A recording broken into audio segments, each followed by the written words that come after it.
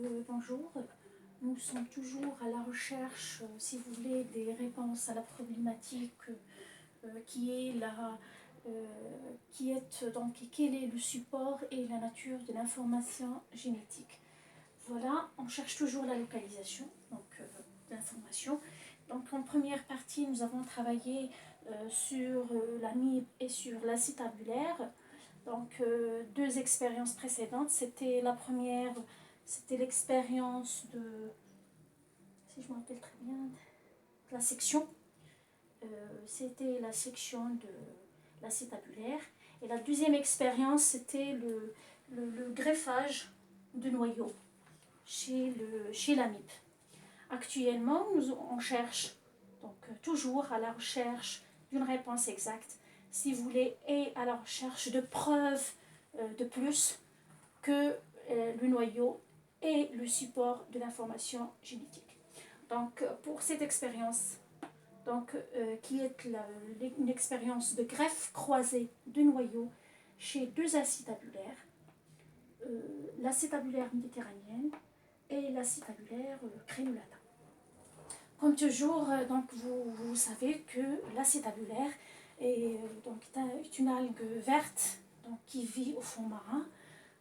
Le corps cellulaire est formé par trois parties. Toujours, il y a le chapeau, le pédoncule et les rhizoïdes qui contient le noyau. Donc, dans le cas actuel, nous avons travaillé sur deux algues différentes.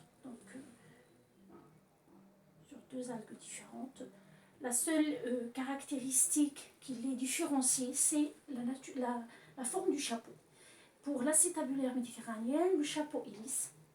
Chez l'acide tabulaire crénolata, le chapeau est dentelé. D'accord ? En première étape, ce que nous allons faire, c'est au niveau de l'acide tabulaire méditerranéen, nous allons essayer d'isoler le noyau. Voilà. Chez l'acide tabulaire crénolata, on va essayer d'isoler le pédoncule. En deuxième étape, on introduit le noyau AM dans le pédoncule AC. Le résultat obtenu après un certain temps, une cellule complète, algue unicellulaire complète avec les trois parties de son corps, le chapeau, le pédoncule et le rhizoïde,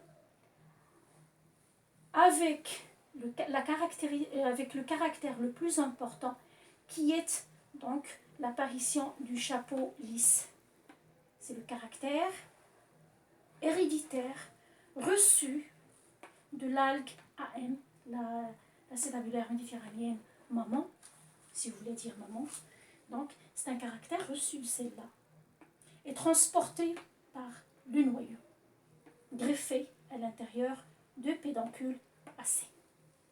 Donc, comme résultat, on remarque la régénération des parties manquantes qui est chez l'acide tabulaire méditerranéen, qui est le chapeau et le rhizoïde,